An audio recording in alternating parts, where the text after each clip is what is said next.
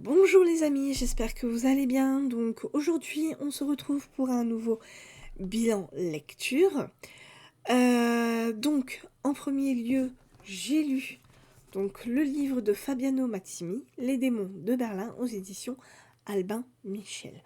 Donc dans ce livre, nous allons retrouver Siegfried Sauer, qui est un ancien commissaire de police de Munich. Voilà. Alors, il a quitté Munich à cause d'une première affaire dont il a été sollicité, qui s'est mal passée. Voilà, donc du coup, il a quitté Munich et on va le retrouver à Vienne, où il est devenu veilleur de nuit. Voilà, il va être appelé par la police de Berlin, car sa femme Rosa a disparu depuis quelques mois et apparemment, elle ferait partie d'un réseau de résistance. Donc, son rôle à lui, ça va être de retrouver coûte que coûte Rosa, car ce qui inquiète la police, ce sont des cadavres de jeunes filles de jeunes femmes qui sont assassinées et défigurées donc dans Berlin. Voilà, et donc du coup on va demander à Siegfried Sauer de bien vouloir reconnaître ces corps pour savoir si l'un de ces corps serait celui de Rosa. Euh, donc dans cette affaire, on va tout simplement suivre Sauer qui va essayer de retrouver la trace de Rosa parce qu'il a très très peur que malheureusement elle se fasse assassiner. Donc apparemment ça serait euh, une personne qui tuerait ces jeunes femmes qui ressemblent vraiment beaucoup à Rosa. Voilà, donc Sauer se pose beaucoup de questions par rapport à ça. Euh, la police qui enquête sur cette affaire, il ne fait pas confiance à ces personnes-là. Parce que il ne sait pas si ces personnes font partie de l'élite nazie ou si éventuellement ils feraient partie de la résistance. Voilà, parce qu'on sait très bien que les personnes qui font partie de la résistance à l'époque où les nazis existaient, ils se faisaient tout simplement tuer. Voilà, c'était pas bon de faire partie de la résistance. Donc il a vraiment très très peur pour la vie de Rosa. Et donc c'est dans la ville de Berlin que nous allons visiter à travers les yeux de Sauer, que nous allons remarquer qu'il y a une certaine tension qui monte, voilà, parce que Hitler est au pouvoir depuis seulement un mois, mais on sent que, comment dire, que tous les d'inter-nazis voudraient avoir les faveurs d'Hitler, voilà, ils lui cirent les bottes, tout simplement. Et on sent qu'il ne manquerait plus qu'une petite étincelle pour mettre le feu aux poudres, tout simplement. Et voilà, et donc on a la Gestapo qui commence à, comment dire, à surveiller tous les habitants de la ville de Berlin. Et Sauer est dans cette atmosphère-là. Il ne le sent pas, il ne sent absolument pas cette affaire. Il ne fait pas confiance, il ne fait confiance à personne. Il a un peu le moral dans les chaussettes. Il ne sait pas s'il va retrouver Rosa en vie, et ça lui fait vraiment très très peur. J'ai vraiment aimé ce livre. J'ai aimé retrouver la plume de Fabiano Massimi. Euh, Ce qui est bien avec cet auteur-là, c'est qu'il nous fait visiter la ville de Berlin, donc dans ces années d'avant-guerre, voilà, avant la Seconde Guerre mondiale.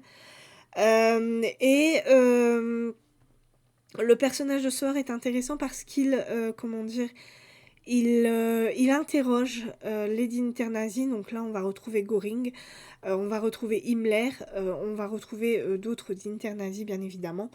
Et donc on va être dans cette tension, on va visiter cette ville de Berlin, on sent que... on sent vraiment une atmosphère très pesante, voilà, par rapport à tout ce qui se passe dans cette ville. Et j'ai trouvé ça vraiment très très intéressant.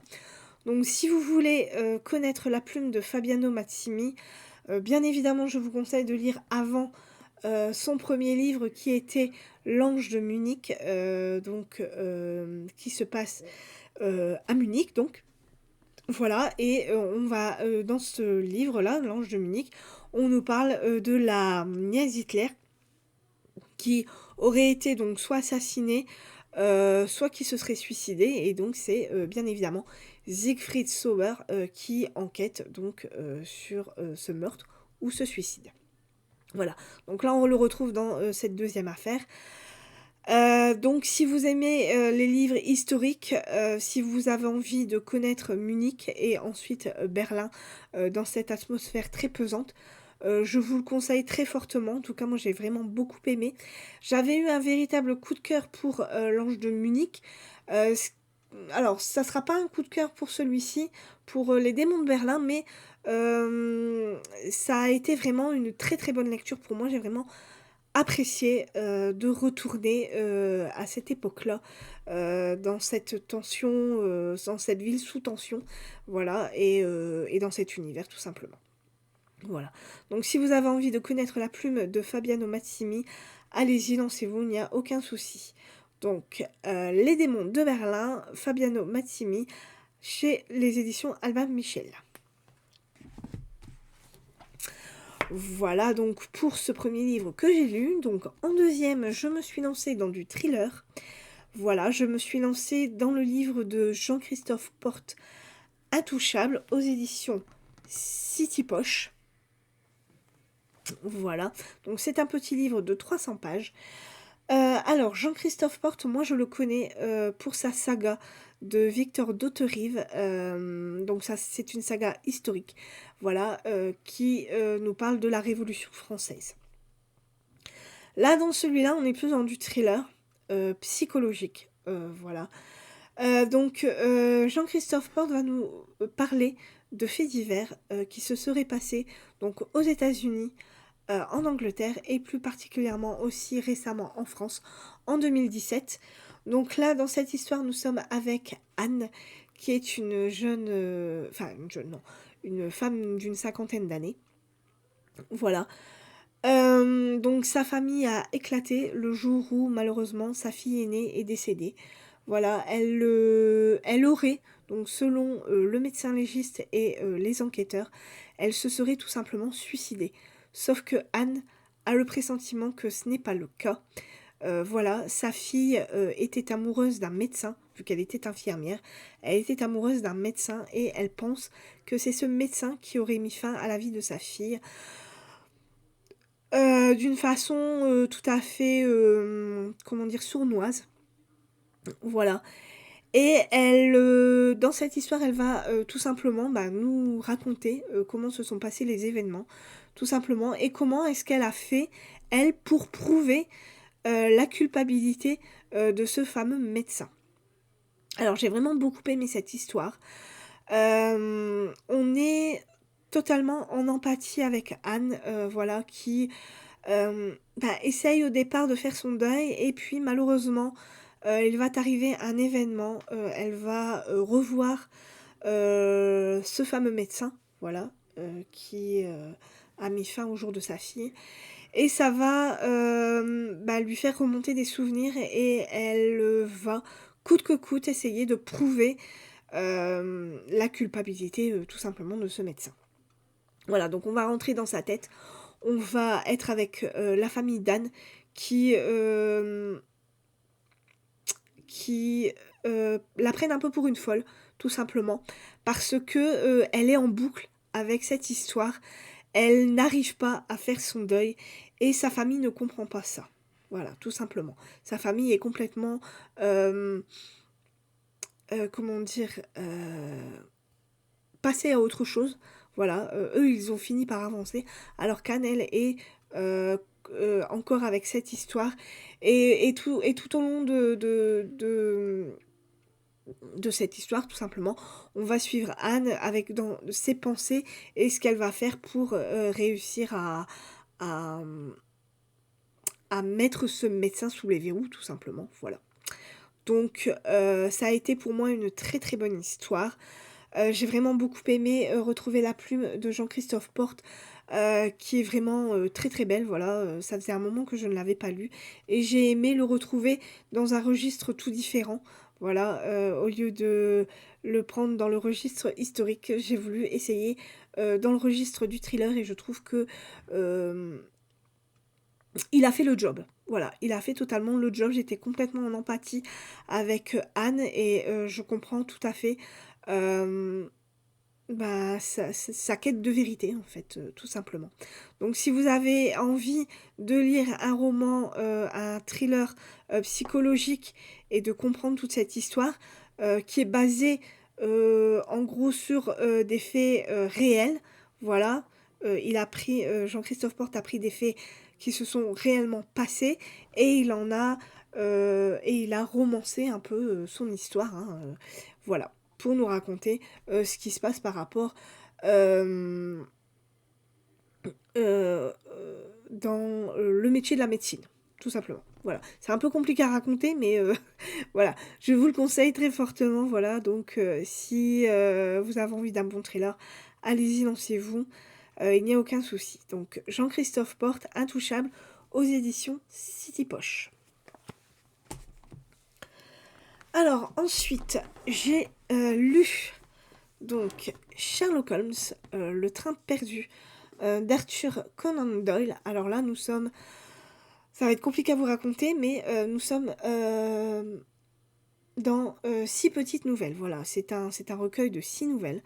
Voilà, donc il y a, Le train perdu, il y a, hem, Le train perdu, La vente de charité, L'homme aussi montre, Comment Watson a pris le truc, L'affaire Stonor et Chez l'oncle Jérémie. Donc dans ces 6 nouvelles, il n'y en a que 2 que j'ai, vraiment appréciées. Donc il y a, l'affaire Stonor, qui est une pièce de théâtre. Voilà, il y a cette pièce de théâtre-là, qui était vraiment très intéressante. Donc on y retrouve, Sherlock Holmes, voilà, qui n'est pas dans toutes les nouvelles. Voilà, il n'est que dans, celle-là, dans, la vente de charité et comment Watson a pris le truc. Voilà. Et encore, la vente de charité ne fait que, 3-4 pages et pareil pour comment Watson a pris le truc. Voilà, ce n'est que, 3 nouvelles avec, 2 nouvelles avec, très peu de pages. Alors que l'affaire de Stonor, là, c'est une pièce de théâtre, donc on y retrouve, Sherlock Holmes. C'est une pièce de théâtre que j'ai bien aimée, sauf la fin. La fin, j'ai trouvé que ça a été beaucoup trop rapide, trop brusque. Hem Sherlock Holmes a trop vite, résolu, l'affaire, donc du coup, j'ai eu du mal avec la fin et la dernière histoire, l'oncle Jérémie, donc on ne retrouve pas, Sherlock Holmes dans, cette histoire-là, mais j'ai trouvé que c'était une histoire très intéressante. Voilà. Donc je ne peux vous dire que ça parce que je vais pas vous raconter toutes les histoires, voilà, tous les 6 nouvelles, j'en aurai encore pour 3 heures. Si je devais vous les raconter, tout ce que vous devez savoir, c'est que dans ce livre-là, on ne voit pas beaucoup, Sherlock Holmes et Watson. Voilà. Donc, bah, c'est tout ce que j'ai à dire.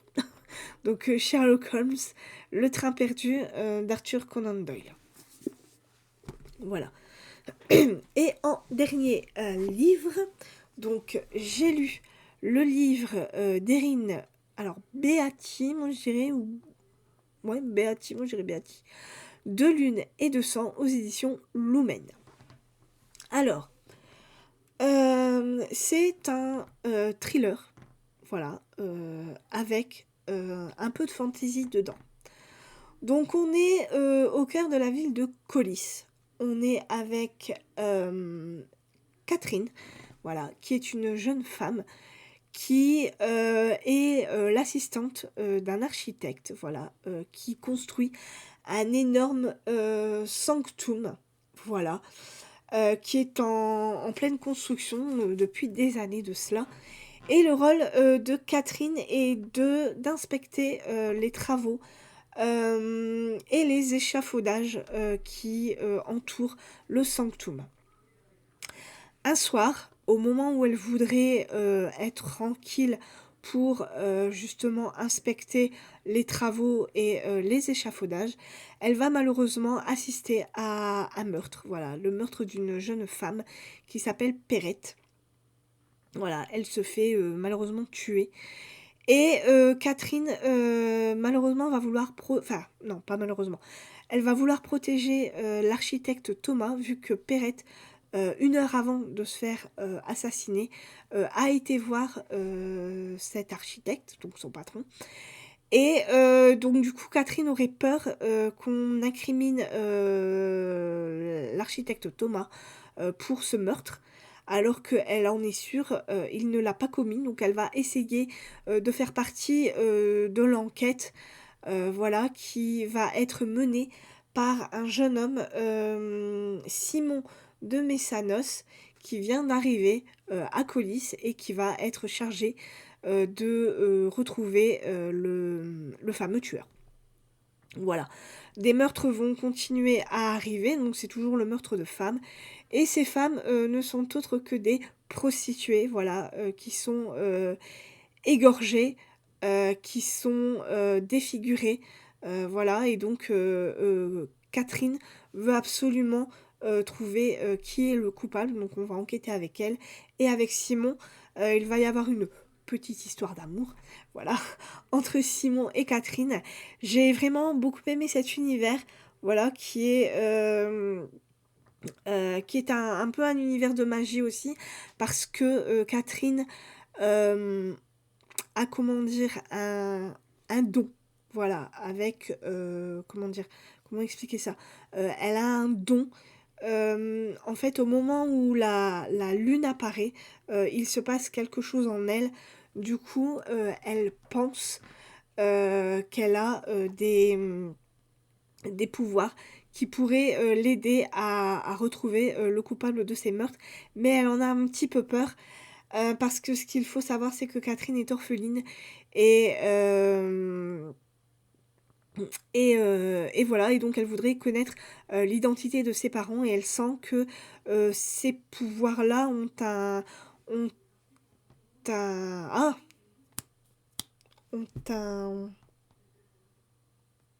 je ne sais plus comment on dit, ont ont un rapport, voilà, je cherchais le mot, ont un rapport avec, la disparition de ses parents. Donc voilà, donc elle se pose beaucoup de questions par rapport à ça, par rapport à ce don qu'elle a et aussi donc par rapport à ces fameux meurtres qui sont perpétrés dans la ville de Colis. Voilà, donc j'ai vraiment beaucoup aimé cet univers. Alors on est, vraiment dans le thriller, hein. Là franchement on voit les meurtres qui sont perpétrés, on voit, donc l'enquête qui est faite par Simon et Catherine et l'autrice nous parle aussi, de d'autres choses, donc elle nous parle du thriller, mais elle nous parle aussi, de beaucoup d'autres, sujets qui sont vraiment très, très intéressants. J'ai, bouffé ces plus de 600 pages, voilà, mais c'est vraiment un très, très bel univers et je le conseille très fortement ce livre. Voilà, parce nous ne sommes pas que dans du fantastique, nous sommes aussi dans du thriller et j'ai beaucoup aimé. Voilà, donc si vous avez envie de tenter, ce livre, allez-y, lancez-vous, je ne peux que vous le conseiller. Donc De Lune et de sang de Erin Beatty aux éditions Lumen. Voilà, donc voilà pour mon bilan lecture, donc j'espère, qu'il vous aura plu. Alors moi, je suis en train de lire donc Dans l'ombre de l'autre de Fabio M. Micheli aux éditions J'ai lu. Voilà, donc comme vous le voyez, je viens à peine de le commencer. Après, j'ai l'intention de lire donc Agatha Christie, Mort sur le Nil. Voilà. Après, j'ai l'intention de lire Un œil bleu pâle de Louis Bayard aux éditions Le Cherche Midi. Donc c'est une série qui est sur Netflix, comme vous pouvez le voir. Voilà. Et j'ai l'intention de lire Un Arsène Lupin, donc Le Prince de Jéricho, par Maurice Leblanc aux éditions Hachette Le Monde. Voilà, donc voilà pour mes prochaines lectures, voilà pour ce petit bilan lecture, donc j'espère que tout ça vous aura plu, j'espère que mes prochaines lectures vous intéressent ou pas, voilà. Bah, écoutez, moi je vais vous laisser. Je vous souhaite une très bonne semaine. Courage pour ceux qui travaillent, je vous souhaite de très bonnes lectures et je vous dis donc à la prochaine pour un nouveau bilan lecture. Bye bye.